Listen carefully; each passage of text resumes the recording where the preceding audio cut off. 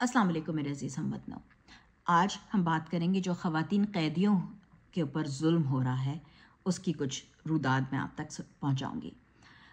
इनमें से कई ख़वातीन ऐसे कैदी हैं जो कि किसी भी तरह से डायरेक्टली पार्टी में मुलव्वस नहीं हैं, ना वो मेंबर हैं किसी तरह से पीटीआई की, ना वो कोई टिकट होल्डर हैं, ना वो कोई लीडर हैं, ना उनकी पार्टी में कोई और पोजीशन है। वो सिर्फ तहरीक इंसाफ को सपोर्ट करती हैं और उन्होंने जो अपना लीडर हैं, कायद हैं, जब उनकी मई में 9 मई को इमरान खान साहब की जो एक बिल्कुल अनलॉफुल, जो सुप्रीम कोर्ट ने अनलॉफुल अरेस्ट करार दे दिए, जो वो उस वक्त हुई थी, उसके ऊपर एहतजाज, पुरअमन एहतजाज करने के लिए निकली थी वो ख़वातीन।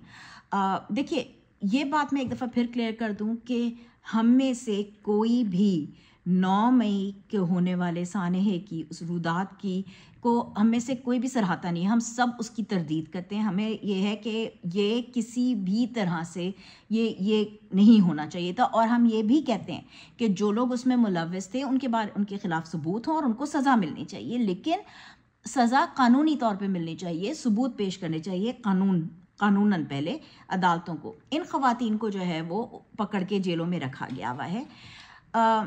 इनकी जो जो वो होते रही हैं, सेशंस कोर्ट के अंदर इनकी पेशियाँ हुई हैं, इनका फ़िज़िकल रिमांड हुआ है, उसके बाद इनका जुडिशल रिमांड में चली गई थी। वो उसके बाद जो है ये केसेस जो हैं ये लाहौर हाई कोर्ट में आए। लाहौर हाई कोर्ट में जो है वो बेल के लिए कि ये वहाँ पे इनको बेल दे दी जाए।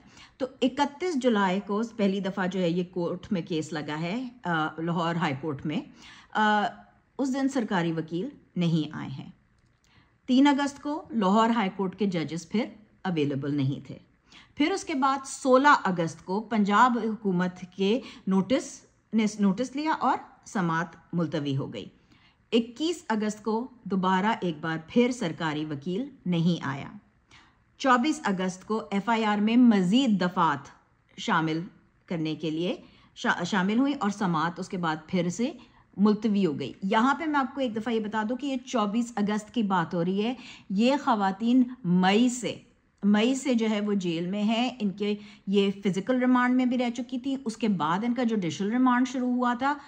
तो अचानक से जो है वो 3 महीने के बाद क्या नए सामने आ गए सबूत। और समीर खोसा साहब हैं जो कि खदीजा शाह के वकील हैं, उनसे भी बातचीत हुई है टीवी पे एंकर्स की। उसके अलावा जो खदीजा सिद्दीकी हैं जो तैयब राजा की वकील हैं, उन्होंने भी ये कहा है कि उनके जो उनके क्लाइंट्स हैं, जो उनके मुवक्किल हैं, वो ये कहते हैं कि नहीं जी, कोई ऐसी नई बात हमसे की नहीं। जो तफ्तीशी ऑफिसर आए थे उन्होंने कोई नया हमको नहीं कुछ बताया है। बस वही जो है वो सवालात वगैरह पूछते रहे हैं कि आपका खान साहब के साथ क्या कि किस तरह क्या ताल्लुक़ है पीटीआई से आपका, और इस तरह के बस सवालात होते रहे। कोई नई किस्म की कोई चीज़ उनके सामने कोई चीज़ नहीं रखी गई है। अच्छा, फिर 28 अगस्त को लाहौर हाई कोर्ट में फिर एक दफ़ा जजेस अवेलेबल नहीं थे। 28 और 31 अगस्त को मुकदमे में नई दफ़ात जो थी वो एंटी टेररिज्म कोर्ट ने दोबारा मज़ीद उसके लिए उन्होंने 3 से 8 दिन के जो इन्होंने वो जिस्मानी रिमांड दोबारा मांगे। और ये किसी कानून में कहीं नहीं है कि एक दफ़ा जी हो गया आपका तफ्तीश हो गई पूरी, आपका जो है वो मुल्ज़िम वो जाके फ़िज़िकल रिमांड से जुडिशल रिमांड में हो गया, वो जेल मुंतकिल हो गया, उसके बाद दोबारा फ़िज़िकल रिमांड तफ्तीश के लिए कोई कहीं नहीं होता। तो वो कहा गया कि चलो ठीक है, आप लोग जेल में ही जाके उनसे, वहाँ कोट लखपत जेल में है वहाँ पे वो आप उनसे पूछगछ कर लीजिए। 6 सितंबर हो गई। 6 सितंबर को हाई कोर्ट ने एफआईआर के जो है वो 4 माह के बाद पुलिस की जानिब से नई तफ्तीश जो है वो नई शिकें जो उन्होंने शामिल करी हैं, वो शिकें जो डिस्क्रिप्शंस में भी आ रही थी, मतलब कोई उन्होंने छोड़ा नहीं है। वो म्यूटनी से लेके ट्रीजन से लेके जो कहीं से उनको शिकें थी उन्होंने लगा दी हैं। और उन पे समात की दरख्वास्त की जो थी तो वो उन्होंने दोबारा ज़मानत की दरख्वास्त को जो है वो कैंसिल कर दिया और फिर कहा है कि वो जो है वो इनको दोबारा से एक दफ़ा फिर जो सेशंस कोर्ट हैं उसमें दोबारा ट्रायल कोर्ट्स पे जाना पड़ेगा। तो ये सब जो है ना, मैं सबसे पहले तो आपको ना मैं ये एक बात बताती हूँ कि पाकिस्तान में जस्टिस मैं आपको भी नाम बताती हूँ उनका, जस्टिस मंसूर अली शाह ने जो है एक سپریم کورٹ کا سٹیچوٹ تھا جس کے حساب سے کتنا بھی سپریم کورٹ کا یہ بن گیا ہے کہ کس طرح کی بھی کتنا بھی سنگین جرم کیوں نہ ہو قانونی طور پر خواتین کو جو ہے وہ بیل مل جاتی ہے، ایون جو ادروائز جو ہیں وہ سیکشن وہ جو ادروائز نان بیلیبل اوفینسز جو کہلاتی ہیں، جو بہت سنگین ترین جو کہلاتے ہیں جرم وہ ہوتے ہیں. سیکشن 497 کا ایک کلوز ہے جس کی بنیاد پہ ان کو پھر بھی بیل ہو جاتی ہے. اور اس کا جو ہے وہ پچھلا ہم نے دیکھا تھا، جو ابھی لیٹسٹ ہم لوگوں نے دیکھا تھا اس کا، وہ دیکھا تھا جب ظاہر جعفر کی والدہ عصمت آدم جی کو، آلدو وہ پوری طرح سے کمپلیسٹ تھیں، وہ اس کرائم میں قتل میں نور مقدم کے ملوث تھیں، اس کے باوجود ان کو اس ایک قانون کے تحت ان کو بیل مل گئی تھی. تو کتنا بھی مطلب قتل سے بڑا کیا جرم ہو سکتا ہے، اس کے باوجود بھی جو ہے وہ مل جاتی ہے. تو ان خواتین کو جو ہے نا وہ صرف غیر قانونی اور غیر اخلاقی حق سے جو ہے نا وہ محروم کر کے ان لوگوں کو توڑنے کی کوشش کی جا رہی ہے، صرف اور صرف تاکہ یہ جھوٹ بولیں، یہ گواہ دے دیں یا گواہی کوئی دے دیں الٹی سیدھی، یا خان صاحب کے خلاف کوئی وعدہ معاف گواہ بن جائیں، صرف اور صرف اس وجہ سے. کیونکہ اگر آپ کے پاس کوئی ثبوت ہیں تو آپ ثبوت لے کر آئیں، کیونکہ جو ملزم ہوتے ہیں، جو مجرم ہوتے ہیں، ان کو تو سزا ملنی چاہیے. اور جو کوئی بھی تھے 9 مئی کے پیچھے، ان کو بالکل سے سزا ملنی چاہیے، کیونکہ وہ نہیں ہونا چاہیے تھا.